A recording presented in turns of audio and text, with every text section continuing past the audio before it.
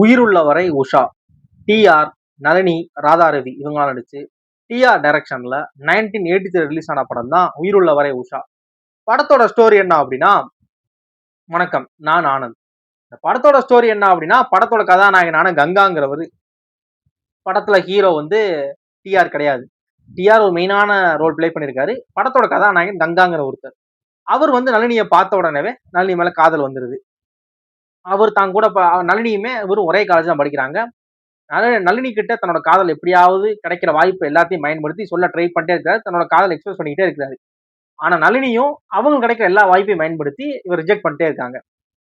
இவரு அவரோட காதலை வந்து நளினி கிட்ட சொல்லி நளினியை வந்து கரெக்ட் பண்ணாரா பண்ணலையா, இந்த காதல் கல்யாணத்துல முடிஞ்சா முடியலையா, இல்ல ஒரு ஒரு தடவை காதலாவே முடிஞ்சா அப்படிங்கிற ஒரு லவ் ஃபிலிம் தான் இந்த உயிருள்ள வரை உஷா.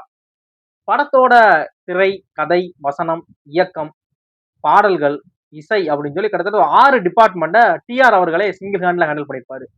இந்த படம் பார்க்கறப்ப நிறைய விஷயங்கள் வந்து ஒரு நமக்கு என்ன புரியுது அப்படின்னா, அந்த டைம்ல அந்த 1983 அந்த 80 காலகட்டங்கள்ல ஒரு காலேஜ் லைஃப் எப்படி இருக்கும், அந்த டைம்ல ட்ரெஸ் கோட் எப்படி இருக்கும், ஹேர் ஸ்டைல் எப்படி இருக்குங்கிறதெல்லாம் நல்லா புரியுது. ஏன்னா படத்தோட கதாநாயகனோட நண்பர்கள்லாம் பாத்தீங்க அப்படின்னா அந்த ஹேர் ஸ்டைலே வந்து காதை கவர் பண்ணி, இந்த முடி வந்து இப்ப நம்ம பாக்ஸ் எல்லாம் போட்டு அந்த ட்ரெண்ட் செட்டுக்கு மாறிட்டோம்ல, double side box, one side box போட்டு முல்லட்லாம் வந்துருச்சு.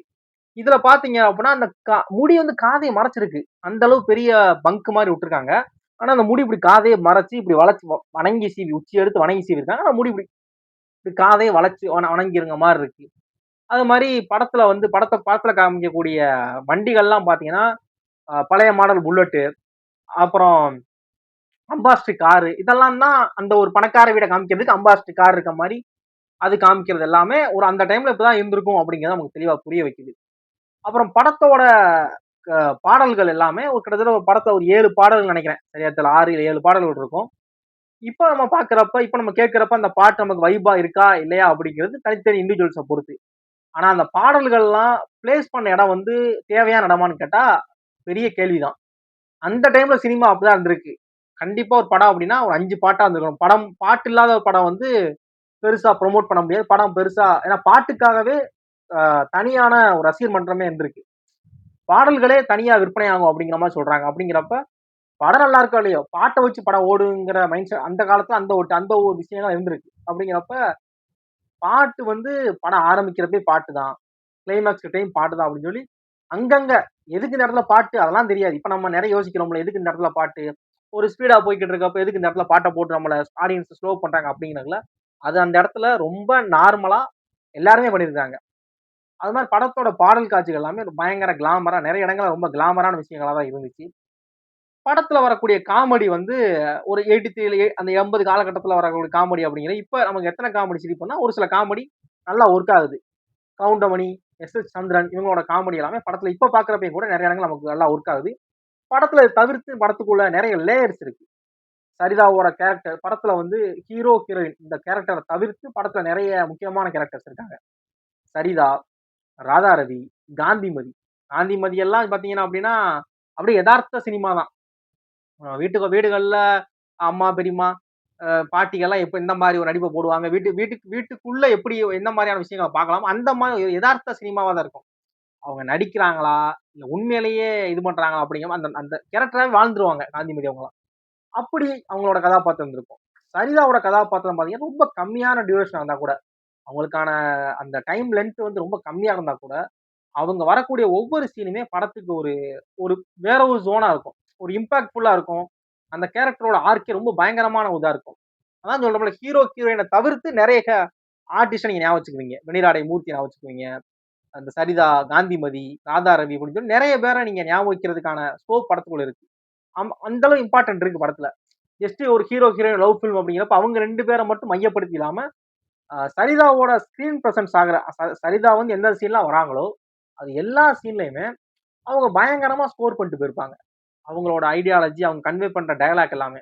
ஒரு சில இடங்கள் டயலாக் நம்ம சிரிப்பு வருது. டிஆர் பேசுற டயலாக் எல்லாம், வாடா என் மச்சி, வாழக்கா பஜ்ஜி அப்படின்னு சொல்லி அவர் அந்த அடுக்குமொழியில பேசுற வசனங்கள் எல்லாமே நமக்கு சிரிப்பு வருது. ஆனா இந்த மாதிரி ஒரு சில வசனங்கள் எல்லாமே ரொம்ப பயங்கரமா சரிதா பேசக்கூடிய எல்லாமே ரொம்ப பயங்கரமான கேரக்டர். அந்த கேரக்டர் ஹீரோயினை விட ரொம்ப பவர்ஃபுல்லான கேரக்டர் வச்சுக்கோங்க. அந்த கேரக்டர் படத்துக்கு ஒரு ஒரு வேற ஒரு கலரை கொடுக்கும். அந்த கேரக்டர் அந்த மாதிரி இருக்கும். அது மாதிரி படத்தோட ஃபைட் சீன் ஃபைட் சீன் வந்தா நம்ம படத்துல ஒரு 80 காலகட்டம் அப்படிங்கிறப்ப, இப்ப பார்க்கிறப்ப நமக்கு நெறைய விஷயங்கள் வந்து ஃபன்னா தான் ஃபீல் ஆகுது. ஏன்னா படத்தோட காமெடி ஸ்கோர்லாம் பார்த்தீங்கன்னா, அந்த பேக்கிரவுண்ட்ல அந்த அந்த அந்த பஞ்ச் பண்ற அந்த சவுண்ட் கேட்கும்ல. அதெல்லாம் பார்த்தீங்கன்னா, ட்ரிஸ்கோ, ட்ரிஸ்கோ, ட்ரிஸ்கோ அந்த மாரி தான் இருக்கும்.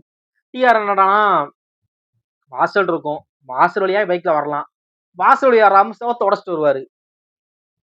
எதுக்கு? வாசல் இருக்குல்ல. வாசல் தொறந்து தான இருக்கு. வாசல் வழியா வரலாம்ல. அந்த ஒருத்தன் ஒரு ரீல்ஸ் ஒருத்தன் வருவான்ல. அப்படி. அந்த மாரி தான் தெரியும். எ எதுக்கு எதுலயுமே ரோட்ல வரமாட்டாரு வண்டியில. பறந்து செவரு கிவற உடைச்சு தான் டிஆர் வருவாரு இன்ட்ரோ. அந்த மாரி நெறைய காட்சிகள் இருக்கும். அதெல்லாம் இப்ப பார்க்கிறப்ப நமக்கு சிரிப்பு வருது. ஒரு அந்த காலகட்டங்கள்ல பயங்கரமா ஆடியன்ஸ் வந்து கொண்டாடி செலிப்ரேட் பண்ணிக்கலாம்னு நெனைக்கிறேன். படம் நீங்க பார்க்க நெனச்சீங்க அப்டின்னா, படத்த இப்ப தியேட்டர் ரிலீஸ் பண்றாங்க. உங்க உங்க உங்க நியர்பை தியேட்டர்ல நிச்சயமா அவைலபிளா இருக்க சான்ஸ் இருக்கு. இல்ல ஏதாவது ஓடிடில சொல்லணும் அப்டின்னா, படம் YouTubeல தான் நான் பார்த்தேன். YouTubeலயே அவைலபிளா இருக்கு. பார்க்கணும்னா பாருங்க. இந்த படத்த நான் அப்பயே பார்த்திருந்தேன். அந்த 83 டைம்லயே நான் பார்த்திருந்தேன். நான் காலேஜ் படிக்கிறப்பயோ, நான் வந்து ஃபேமிலியோட போய் பார்த்திருந்தேன். அந்த படம் எனக்கு அப்பயே புடிச்சுச்சு அப்டிங்கிறது. அந்த டைம்ல இந்த படத்த பத்தின எல்லாம் சொல்லுங்க. இந்த படத்துக்கான ரெஸ்பான்ஸ், இந்த படத்தோட சாங்ஸ்லாம் எவ்வளவு வைப் ஆச்சு. ஏன்னா, அதுல வரக்கூடிய அந்த வைகை கரை காற்றேன்னு பாட்டு இப்பயுமே நெறைய இடங்கள்ல இப்பயுமே நம்மளோட ஃபேவரைட் லிஸ்ட்ல இருக்கு. ஏன்னா, ஒரு பயங்கரமான ஒரு பாட்டு அந்த பாட்டு வைகை கரை காற்றேன்னு. ஆனா, இத தவிர்த்து படத்துக்குள்ள நெறைய வைபான பாட்டுகள்லாம் இருக்கு. ஆ காலேஜ்ல வச்சு பசங்க ஆடி ஆட்டம் பாடுற மாரியான பாட்டுகள் இருக்கு. இந்த பாட்டுலாம் அந்த டைம்லயே பயங்கரமா ரீச் ஆச்சா, ஆகலையா அப்படிங்கிறதெல்லாம் நீங்க யாராவது அந்த டைம்ல இந்த பாடல்கள கேட்டு நீங்க பார்த்திருந்தீங்க அப்படின்னா, அத மறக்காம ஷேர் பண்ணுங்க. தெரிஞ்சுக்குவோம். வேற ஏதாவது படத்த ரிவ்யூ பண்ண நெனச்சீங்க அப்படின்னா, நான் சொல்றேன். சொல்லுங்க. நான் ரிவ்யூ பண்றேன் பார்த்துட்டு. தேங்க்ஸ் ஃபார் வாட்சிங்.